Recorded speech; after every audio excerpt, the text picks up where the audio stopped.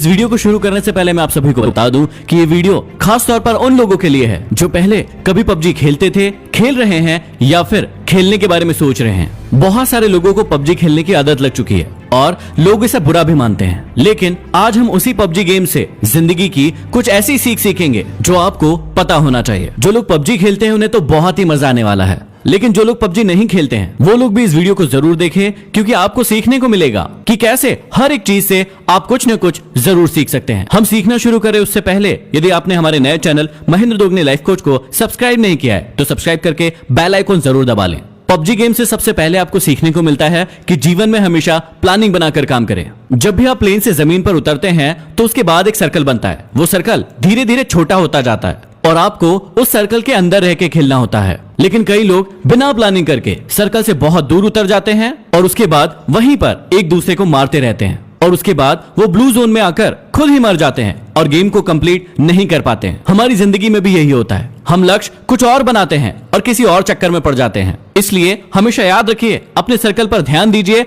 और उस सर्कल की ओर आगे बढ़ते रहिए। दूसरी चीज जो हमें सीखना चाहिए वो है कि भेड़ चाल ना चलें। जब भी हम प्लेन से उतरते हैं तो बहुत सारे लोग ऐसी जगह पर उतरते हैं जहां पर पहले से बहुत सारे लोग उतर रहे हैं। इसका मतलब हम भेड़ चाल चलते हैं और भीड़ का हिस्सा बन जाते हैं और फिर ज्यादा देर तक सरवाइव नहीं कर पाते। हमारी असल जिंदगी में भी यही होता है। हम सफल लोगों को देखते हैं कि वो क्या कर रहे हैं और उन्हीं के जैसे करने की, उन्हीं के जैसे बनने की पूरी कोशिश करते हैं और अपनी पसंद और नापसंद को कभी भी ध्यान में नहीं रखते हैं। इसलिए हमेशा याद रखें कि भेड़ चाल का हिस्सा ना बने, नहीं तो आप ज्यादा देर सरवाइव नहीं कर पाओगे। अगली सीख जो हमें पबजी से सीखने को मिलती है कि जीवन में हमेशा जरूरी सामान को ही साथ में रखें और फालतू के कचरे को इकट्ठा ना करें। जब भी प्लेन से उतरते हैं कई लोगों को आपने देखा होगा कि सिर्फ वो सामान इकट्ठा करने में लग जाते हैं। जो भी चीज उन्हें सामने दिखती है वो उसे फटाफट उठाने लगते हैं। वो ये नहीं देखते कि कौन सी चीज जरूरी है और कौन सी चीज जरूरी नहीं है। कभी कभी तो लोग ऐसा भी करते हैं कि बंदूक कोई और उठा ली और गोली कोई और ही उठा ली जो उस बंदूक में लगने ही नहीं वाली। अब इसी बात को अपनी जिंदगी से कनेक्ट कीजिए। दिन भर में आप बहुत सारे वीडियोस देखते हैं, बहुत सारी किताबें पढ़ते हैं और बहुत सारी चीजें सुनते हैं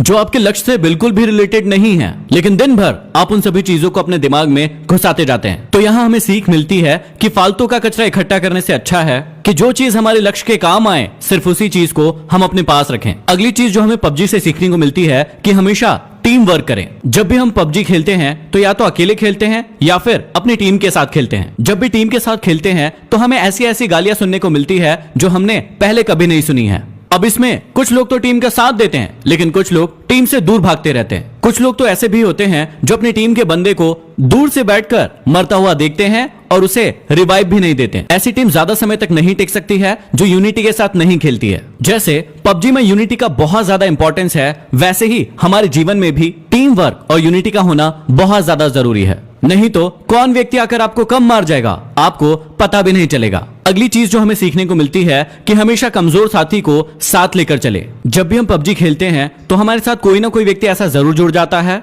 जो नया होता है और जिसे ज्यादा खेलना नहीं आता है, लेकिन हम उसका मजाक उड़ाते हैं। कभी कभी तो ऐसा भी होता है कि यदि आप 3 लोग खेल रहे हैं और 2 व्यक्ति वाली कोई कार मिली तो 2 व्यक्ति बैठकर उस पर निकल लेते हैं और एक व्यक्ति को पीछे ही छोड़ देते हैं। ना तो आपको पबजी गेम में ऐसा करना चाहिए और ना ही आपको अपने जीवन में ऐसा करना चाहिए। जो भी लोग कमजोर है उन्हें हमेशा अपने साथ लेकर आगे बढ़ना चाहिए। अगली सीख जो आप सभी के लिए बहुत ही ज्यादा इंपॉर्टेंट है, ज्यादा साधन जुटाने की अपेक्षा जो साधन आपके पास है उसमें बेहतर परफॉर्म करने की कोशिश करें। पबजी खेलते समय आपने एक बात बहुत नोटिस की होगी कि कुछ लोग ऐसे होते हैं जो सिर्फ सामान ढूंढते रहते हैं। उनका गेम पर ध्यान बिल्कुल नहीं होता है। वो जहां जाते हैं सिर्फ और सिर्फ सामान ढूंढते रहते हैं। खेलने के लिए उनके पास बंदूक होती है, लेकिन वो पूरे टाइम 6 का और 8 का स्कोप ढूंढते रहते हैं। उनके पास स्कारल बंदूक होती है, लेकिन वो पूरे टाइम कार 98 ढूंढते रहते हैं। और जब वो बहुत सारा सामान इकट्ठा कर लेता है तो सामने से एक ऐसा व्यक्ति आता है जो उसे छोटी सी गन से मार कर चला जाता है और उसका सारा इकट्ठा किया हुआ सामान लूट कर ले जाता है। इसलिए सीख को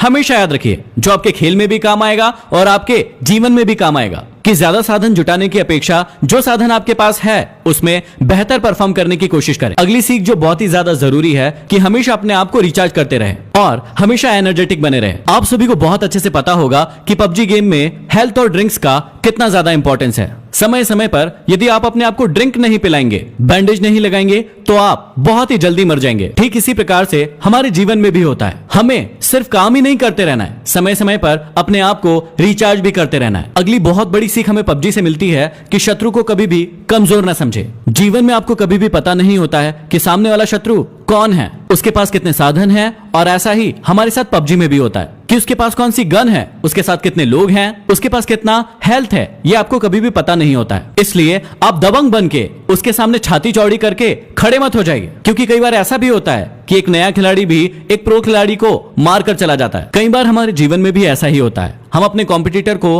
अपने से कमजोर मान लेते हैं, जो कि हमारी हार का बहुत बड़ा कारण होता है। इसलिए आप कभी भी शत्रु को कमजोर ना समझे। अगली सीख हमें मिलती है कि सही मौके का इंतजार करें। आप सभी ने बहुत अच्छे से सुना होगा कि मौके पर चौका लगाना, इसका मतलब होता है कि आप सभी को सही मौके का इंतजार करना है। कई लोगों को आपने पबजी गेम में देखा होगा कि वो खुलेआम घूमते रहते हैं और धड़ाधड़ गोलियां चलाते रहते हैं, लेकिन एक व्यक्ति दूर पर स्नाइपर लेकर बैठा होता है और एक ही शॉट में उस व्यक्ति को मार गिराता है। कई बार आपको लोग कहते होंगे कि छुपकर क्यों बैठा है, सामने आकर खेल, लेकिन कई बार छुपकर बैठना ही सही मौके का इंतजार करना होता है। इसलिए आप हमेशा जीवन में भी सही मौके का इंतजार करें और उसी के बाद एक्शन लें। और अगली जो सबसे बड़ी सीख है, जो जीवन का सत्य भी है, कि जब आप मरेंगे तो आपके अपने लोग ही आपके सामान को लूट कर ले जाएंगे। इसलिए जीते जी अपनी लाइफ को पूरी तरीके से एंजॉय कीजिए। जो भी साधन आपके पास उपलब्ध है उसका पूरा उपयोग कीजिए, क्योंकि मरने के बाद तो लुटेरे बैठे ही हैं। तो ये कुछ सीख थी जो हर इंसान को पबजी गेम से जरूर सीखना चाहिए। इस वीडियो को हर पबजी खेलने वाले तक जरूर पहुंचा दीजिए ताकि वो बहुत कुछ सीख